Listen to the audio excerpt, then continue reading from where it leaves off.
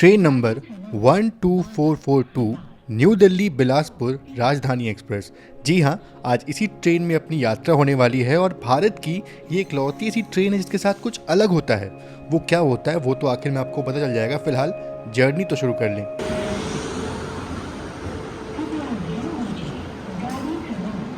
Hello दोस्तों, मैं हूं संदीप और आप देख रहे हैं रेल ज्ञान कोश। फिलहाल मैं हूं अभी नई दिल्ली रेलवे स्टेशन पे और यहाँ से हम ट्रैवल करने वाले हैं बिलासपुर छत्तीसगढ़ की तरफ। और ट्रेन है ट्रेन नंबर 12442 नई दिल्ली बिलासपुर राजधानी एक्सप्रेस। तो बहुत दिनों के बाद राजधानी एक्सप्रेस में यात्रा करने वाला हूँ और वो भी राजधानी एक्सप्रेस के फर्स्ट क्लास में। और चलिए देखते हैं कि बिलासपुर राजधानी जो है वो कैसी है in terms of food, in terms of punctuality, in terms of speed. हर चीज़ हम चेक करने वाले हैं। चलिए फिलहाल जर्नी की शुरुआत करते हैं।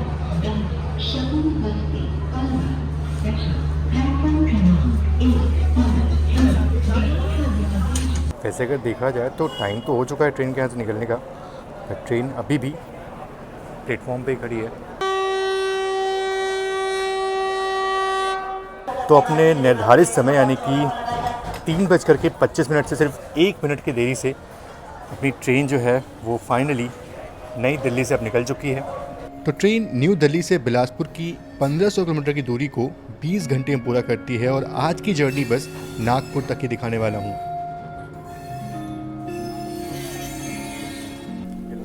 बहुत धन्यवाद आपका। ट्रेन के चलते ही सबसे पहले कॉम्प्लीमेंट्री पानी की बोतल मिल जाती है जो कि हर प्रीमियम ट्रेन में आपको मिलती है। और ये है मेरा केबिन। जी हाँ, कूप नहीं मिला मुझे इस बार और यहाँ मैं ऐसा लग रहा है कि फंस चुका हूँ। कैसे व्लॉग करूँगा यहाँ पे इनके बीच में। यहाँ पे कोई हम उम्र भी नहीं है अपना, तो थोड़ी मुश्किल ज़रूर से होने वाली है। तो फिलहाल ट्रेन तो नई दिल्ली से निकल चुकी है और 130 की रफ्तार में चलना भी शुरू हो चुकी है। लेकिन एक और चीज़ है कि जब राजधानी ट्रैक पे चलती है ना तो बहुत सारी ट्रेनों का ओवरटेक जो है वो होता है, बहुत सारे स्टेशन जो है वो स्किप होते हैं। फ़िलहाल हमारी ट्रेन बैक टू बैक करीब 3 से 4 ट्रेनों को ओवरटेक करने वाली। सबसे पहले तो हमारी ट्रेन जो है वो गोवा एक्सप्रेस को ओवरटेक करने वाली थी, लेकिन जो गोवा एक्सप्रेस है वो अराउंड 4 घंटे रीशेड्यूल्ड है, तो उसका ओवरटेक तो भूल जाओ आप। लेकिन हाँ, गोंडवाना एक्सप्रेस जो है ना उसको हम ज़रूर से ओवरटेक कर सकते हैं क्योंकि वो हमसे सिर्फ 20 से 25 किलोमीटर आगे चल रही है, तो उसका ओवरटेक जो है वो तो हो जाएगा।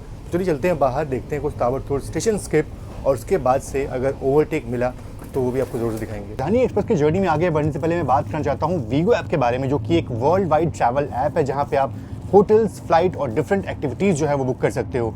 और अब तो वीगो ने IRCTC के थ्रू ट्रेन टिकट बुकिंग जो है भी शुरू कर दी और मैंने भी अपनी आज की टिकट जो है वो यहीं से की है। बहुत ही सिंपल है यहाँ से ट्रेन टिकट बुक करना। सबसे पहले तो आप डिस्क्रिप्शन बॉक्स में दिए गए लिंक से इस ऐप को डाउनलोड करिए, ऐप को ओपन करिए और ट्रेन वाले आइकन पे चूज़ करिए। फिर उसके बाद अपना सोर्स और डेस्टिनेशन स्टेशन जो है वो चूज़ कर लीजिए, डेट फिल कर लीजिए। फिर उसके बाद ट्रेन की लिस्ट में से अपनी फेवरेट ट्रेन जो है वो चूज़ कर लीजिए और टिकट जो है बुक कर लीजिए। बहुत ही सिंपल प्रोसेस है। और हाँ, यहाँ पे मेरी एक एडवाइस रहेगी कि जिस रूट पे आप ट्रेन टिकट देख रहे हो ना, एक बार ज़रूर से उस रूट पे फ्लाइट टिकट जो है वो देख लेना, क्योंकि होता ये है कि कई बार वीगो जो है आपको ट्रेन से भी सस्ती फ्लाइट टिकट जो है वो देता है, तो ये आप ज़रूर से चेक कर लेना। तो फिर देर किस बात की, डिस्क्रिप्शन बॉक्स में दिए गए लिंक से वीगो ऐप को डाउनलोड करिए। और अगर आपने इस ऐप को ऑलरेडी डाउनलोड करके रखा हुआ है ना तो एक बार अपडेट ज़रूर से कर लीजिए, क्योंकि अपडेट के बाद इसमें बहुत सारे नए फीचर जो हैं वो ऐड हो चुके हैं। आप सभी का बहुत बहुत धन्यवाद। तो बहुत सारे स्किप और बहुत सारे ओवरटेक होने वाले हैं। फिलहाल हमारी ट्रेन जो है वो फरीदाबाद को स्किप कर रही है बहुत ही स्लो स्पीड में। ओह, ये देखो कौन है। भाई जर्नी बन गई यार। Travel with Harry, Harry's vlog. Oh sorry, Harry's vlog. अरे यार भाई मतलब इतना अनएक्सपेक्टेड था कसम से। मतलब सीरियसली गाइस, और क्या चाहिए मतलब जर्नी में। मैं भी ट्रैवल कर रहा हूं। ये आपका कूप है क्या? कूप मेरा नहीं है, बट हाँ एडजस्ट कर लेंगे। अरे चलो यार, अंदर चलो। भाई मैं सच में सोच रहा था ना कि मतलब वहाँ 4 लोग बैठे हुए हैं, मतलब केबिन में थोड़ा दिक्कत होती है व्लॉगिंग करने में। तो सोचा था कि केबिन मिल जाता खाली तो कितना अच्छा होता। कुछ खाली नहीं था लिटरली। भाई बाहर निकले अब मुझे मतलब अच्छा लग रहा है। मतलब अब लग रहा है कि अच्छे से व्लॉग जो कर सकते हैं, अच्छी चीज़ दिखा सकते हैं। हम लोग दोनों रिलेट कर सकते हैं कि कितना ज़्यादा डिफिकल्ट होता है, मतलब अगर कैबिन में फंस जाए। एग्जैक्टली। हाँ, और 20 घंटे के लिए वो भी। वहाँ देखा आपने किस तरीके से बैठा हुआ था, कुछ बोल नहीं पाता, लेकिन अब देखो अब मेरी आवाज़ निकलेगी और अब बहुत कुछ मैं आपको दिखाने वाला, बहुत कुछ मतलब जर्नी का मज़ा आने वाला। थैंक यू यार। 2 मिनट के लिए बहुत खुश हो गए थे हम कि हमें कूप मिल गया, लेकिन यहाँ भी और दिक्कत है। कुछ कपल है वो चाहते हैं शिफ्ट होना कूप में, तो अनफॉर्चुनेटली हमें अपना कूप जो है वो देना पड़ रहा है। बाकी चलो, अपना गोंडवाना एक्सप्रेस जो है ना उसका ओवरटेक होने वाला है, तो वो देखते हैं पहले। ओवरटेक होने में थोड़ा देर था, पर अपना इवनिंग स्नैक्स बिल्कुल अपने टाइम पे आ गया। तो भाई ट्रेन में अपनी पहली सर्विंग जो है ना वो आ गई है। ये हमें अपना जो टी है, इवनिंग टी है, वो मिल गया। और टी में क्या मिलता है आपको? सैंडविच मिलता है, ये एलमंड्स मिलते हैं, कचौरी मेरे ख्याल से ना ये, हाँ कचौरी है, सोहन केक, सब कुछ पैक्ड आइटम है। बाकी यही चीज़ है जो कि अलग है। और समोसे मिलते हैं वैसे राजधानी में। यार कचौरियों का टेस्ट जो है ना वो अच्छा है, बस थोड़े ठंडे हैं। अंकल आपको भी सही लगा क्या? इनको भी सही लगा, बस गर्म हो तो अच्छा होता।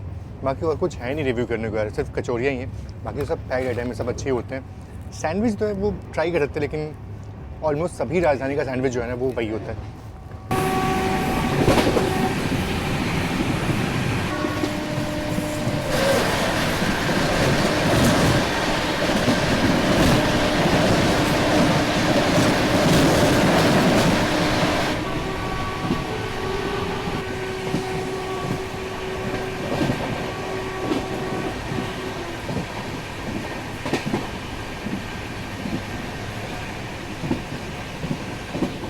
यार वैसे तो गोंडवाना एक्सप्रेस का जो ओवरटेक था ना वो तो मथुरा के पहले हो जाना चाहिए था, लेकिन ऐसा हुआ नहीं। ट्रेन पहुंच चुकी है भूतेश्वर और बस अगला मथुरा जंक्शन ही है। तो बहुत ही स्लो स्पीड में हो सकता है कि मथुरा में ही ओवरटेक जो है वो देखने को मिले।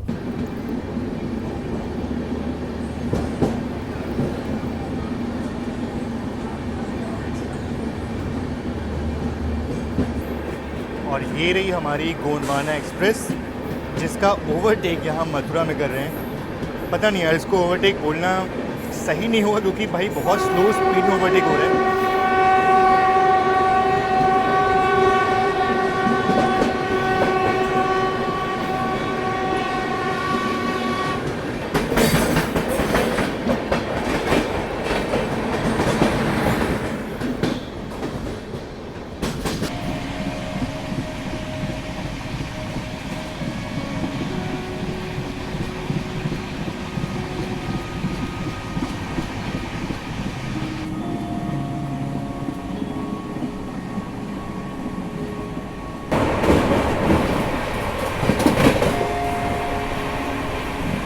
ट्रेन का जो हॉल्ट था वो सीधा ग्वालियर, यानी कि नई दिल्ली से ग्वालियर नॉन स्टॉप ट्रेन चल रही है।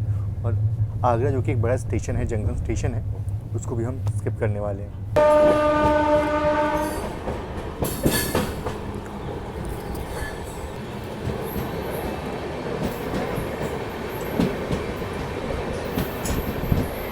मुझे ऐसा लग रहा है शायद श्रीधाम जो थी वो लेट चल रही थी आज, जिस कारण से उसका ओवरटेक यहीं पे हो रहा है। हालांकि इसका ओवरटेक और आगे होना था, पर लाजमी सी बात है कि श्रीधाम आज थोड़ी सी लेट चल रही है।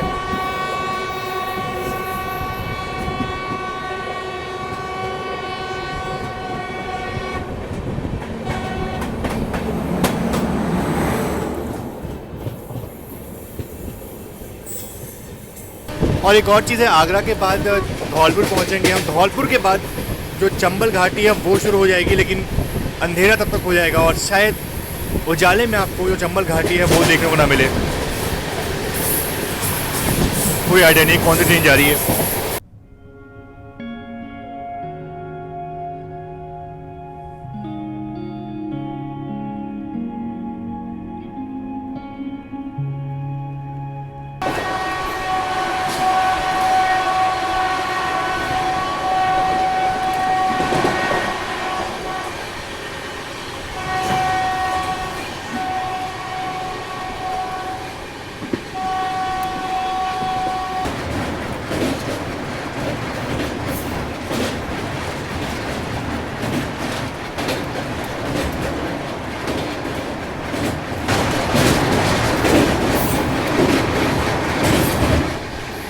और मुझे ऐसा लग रहा है कि शायद से हिमसागर एक्सप्रेस को हम जल्दी ओवरटेक करने वाले हैं। पर जब तक मैं बाहर जा रहा था तब तक ऑलमोस्ट 80% ओवरटेक हो चुका था। तो ग्वालियर आने के पहले अपना सूप जो है वो सर्व हो जाता है, और मोस्टली ग्वालियर के डिपार्चर के तुरंत बाद अपना डिनर जो है वो भी सर्व हो जाएगा। तो शाम के 6:54 का वक्त हो चुका है और हमारी जर्नी का पहला हॉल्ट यानी कि ग्वालियर जंक्शन बस पहुंचने वाले हैं। नॉन स्टॉप करीब 300 किलोमीटर की हमने यात्रा की और भाई मतलब अब तो बोर हो गए थे बैठे बैठे कि बाहर निकलना, स्टेशन पे ट्रेन रुकती है तो क्यों ना भाई, मतलब हाँ। बोर हो गए ना बैठे बैठे एकदम बहुत से। ज़्यादा थोड़ा मतलब चलेंगे बाहर, थोड़ा walk बाहर, करेंगे, हाँ, बाहर cardio वार्डियो करेंगे थोड़ा। थोड़ा बाहर चलते हैं, घूमते फिरते हैं, ग्वालियर जंक्शन का लुत्फ उठाते हैं। बैठे बैठे सब लोग बोर हो गए। मैं इस तरफ आया था लेकिन भाई इधर तो बहुत भीड़ है। शायद यहाँ से अगर मैं अराइवल लेने की कोशिश करूँ तो नहीं हो पाएगा, पूरा भीड़ है। चलते हैं अपने कोच में वापस। आई थिंक प्लेटफॉर्म इस तरफ आना चाहिए, गेस 1 नंबर।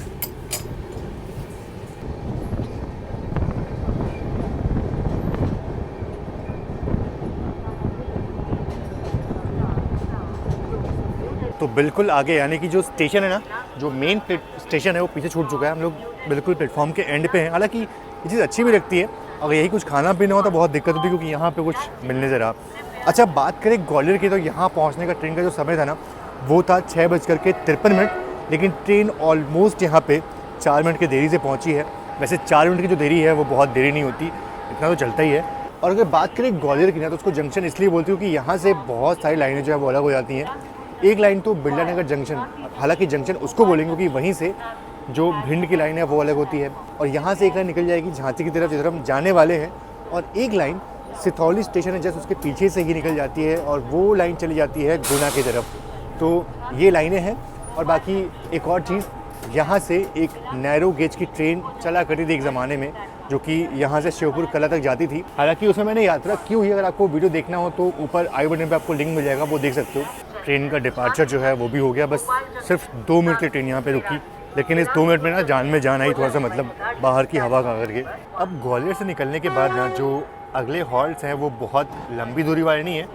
इसके बाद ट्रेन सीधा वीरांगना लक्ष्मीबाई स्टेशन जो है वहाँ रुकेगी, यानी कि झांसी स्टेशन। और उसके बाद ट्रेन वापस भोपाल और फिर नागपुर। तो सिर्फ हाँ, भोपाल से नागपुर की दूरी भले ही 280 किलोमीटर की है, वो एक थोड़ा सा लंबा स्ट्रेच हो सकता है, लेकिन यहाँ से झांसी का जो दूरी है ना वो उतना नहीं है। अगर दिन का वक्त होता तो मैं आपको दिखाता कि जो नैरो गेज की ट्रेन है वो उस वाले प्लेटफॉर्म पे खड़ी रहती थी, पता नहीं अब तो शायद वो स्क्रैप हो गई होगी मेरे ख्याल से। अच्छा, एक चीज़ और है, मैं पहली बार देख रहा हूँ कि किसी राजधानी एक्सप्रेस में ना अंदर चूहे जो हैं वो घूम रहे हैं। ये मेरा ओरिजिनल केबिन, इसमें मेरी बुकिंग थी और इसी केबिन में मुझे बहुत सारे चूहे जो देखने को मिले। वैसे ट्रेनों में जो है वो साफ़ सफाई तो होती रहती है, लेकिन भाई चूहे जो है ना वो रेयरली देखने को मिलते हैं। राजधानी एक्सप्रेस में हमारे वाले केबिन में चूहे घूम रहे हैं। यहाँ भी देखा आपने? यहाँ भी चूहे देखे भाई, यहाँ भी चूहे हैं। मतलब हाँ, मैं देखा हूँ यहाँ। समझ नहीं आता कि मतलब नॉर्मल ट्रेनों में चलता है, राजधानी में तो होना चाहिए ना कुछ, जैसे कि भाई अब किसी को चूहे से डर लगता हो वो तो रात में। बोलो भाई, हम चलो सर, चलो सर, प्लेट नहीं आई अभी, प्लेट। तो शाम के 7:50 का वक्त हो चुका है और बस झांसी पहुंचने वाले, लेकिन उससे पहले अपना डिनर जो है वो सर्व हो गया। वैसे शुरुआत में बस यही प्लेट आई थी, ऑनेस्टली बोलूँ तो। बाद में ये प्लेट जो है आई क्योंकि हम वीडियो बना रहे थे इसलिए, और अंकल लोग तो मना कर दिया, मतलब सिर्फ वीडियो के लिए मैंने लिया इसको। अगर वीडियो नहीं बनती तो ये हाँ ये आती भी नहीं फिर। अच्छा, बात करें अगर डिनर की ना, तो अब देखो मतलब सर्विंग तो भाई वैसी नहीं है जैसे नॉर्मली राजधानी में होती है।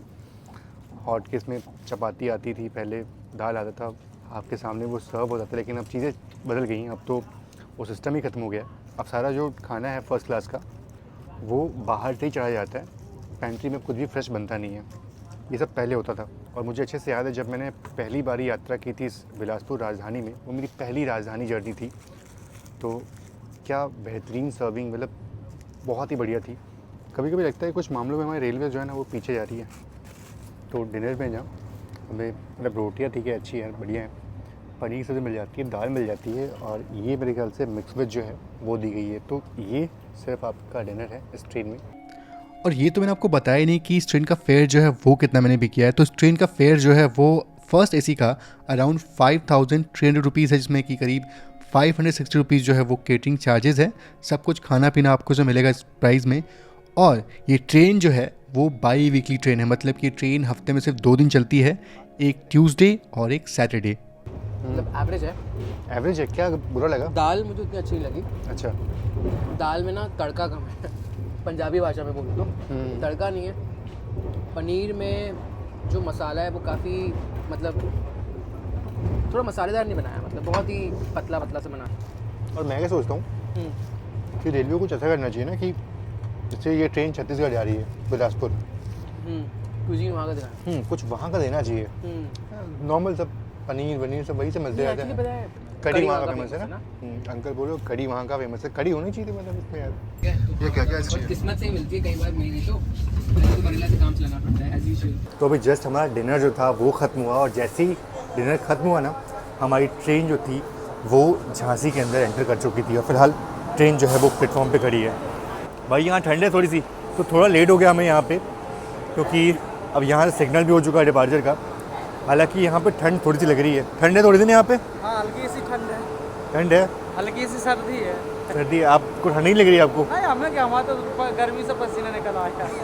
दौड़ कर। चलिए यहाँ से डिपार्चर तो हो गया, लेकिन मैंने आपको बताया नहीं कि झांसी को जंक्शन जो बोलते हो। तो झांसी को जंक्शन इसलिए बोलती हूँ कि यहाँ से एक लाइन जो है वो निकल जाती है ललितपुर की तरफ, जब हम जाने वाले हैं आगे भोपाल तक, और एक लाइन यहाँ से निकल जाती है महोबा की तरफ, जो कि आगे निकल जाती है मानिकपुर की तरफ। तो ये एक अलग लाइन हो जाती है जिधर से हमारी बुंदेलखंड एक्सप्रेस आती है, और एक लाइन जो है वो यहाँ से निकल जाती है कानपुर सेंट्रल की तरफ। तो ये सारी लाइनें जो हैं वो यहाँ से अलग होती हैं, और इसीलिए झांसी को एक बड़ा जंक्शन जो है वो बोलते हैं। और झांसी पहले बहुत बड़ा एक डीजल लोको शेड भी था, अब तो यहाँ पे इलेक्ट्रिक लोको शेड भी है।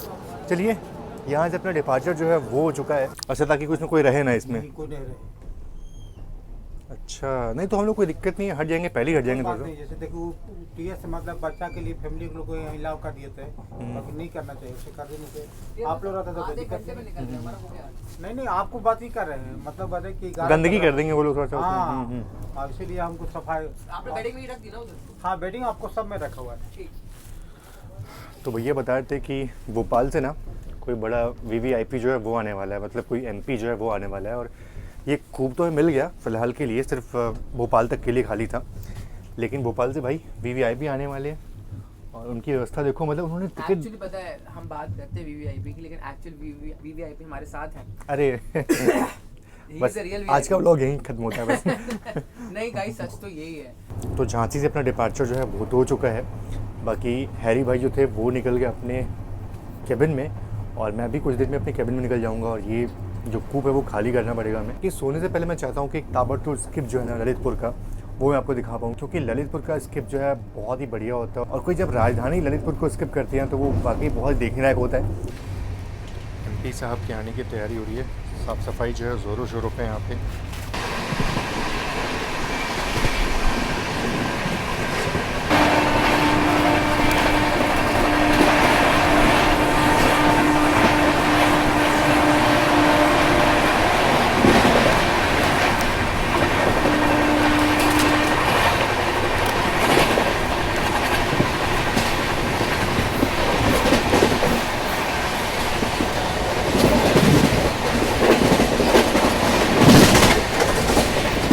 चलिए सब लोग यहाँ पे सो चुके हैं, फिलहाल मैं भी सोता हूँ, और सीधे आपसे मिलता हूँ सुबह के वक्त जब हमारी ट्रेन नागपुर पहुँच रही होगी या फिर पहुँच चुकी होगी। सुबह जब नींद खुली तो ट्रेन नागपुर पहुंच चुकी थी, और यहाँ कुछ ऐसा होता है ना कि जो किसी भी राजधानी के साथ नहीं होता। मतलब ये कि बिलासपुर राजधानी वो इकलौती राजधानी है जिसका रिवर्सल होता है, मतलब इंजन आगे से निकाल करके पीछे की तरफ लगाया जाता है और ट्रेन अपना डायरेक्शन चेंज करती है। सुबह सुबह यहाँ कितनी शांति है, और दिन के वक्त में यहाँ का हाल एकदम अलग होता है। और नागपुर को जंक्शन क्यों बोलते हैं ये तो मैं आपको बार बार नहीं बताने वाला, लेकिन हाँ फिलहाल हमारी ट्रेन जो है वो गोंदिया की तरफ जाने वाली है। और इस पार्ट में बस इतना ही, क्योंकि इसके बाद जो होता है ना इस राजधानी के साथ वो मैंने एक्सपेक्ट नहीं किया था। और वैसे मैंने कई बार इस रूट पर ट्रैवल किया हुआ है और बहुत बार वो चीज़ एक्सपीरियंस की है अन्य ट्रेनों में, लेकिन इस राजधानी के साथ ऐसा होता है ये मैंने कभी भी नहीं सोचा था। और खैर समझने वाले लोग तो समझ चुके होंगे, बाकी जो नहीं समझे उनको 2 दिन बाद जब मैं दूसरा पार्ट अपलोड करूंगा ना तब आपको समझ में आ जाएगा। बाकी अगर आप ये वीडियो बाद में देख रहे हैं तो आपको यहाँ पे उस पार्ट का लिंक जो है डिस्क्रिप्शन बॉक्स में मिल जाएगा। तो चलिए फ़िलहाल इस पार्ट में इतना ही, मिलते हैं आपसे नेक्स्ट पार्ट में। तब तक के लिए आप सभी का बहुत बहुत धन्यवाद। जय Hind and God bless you all.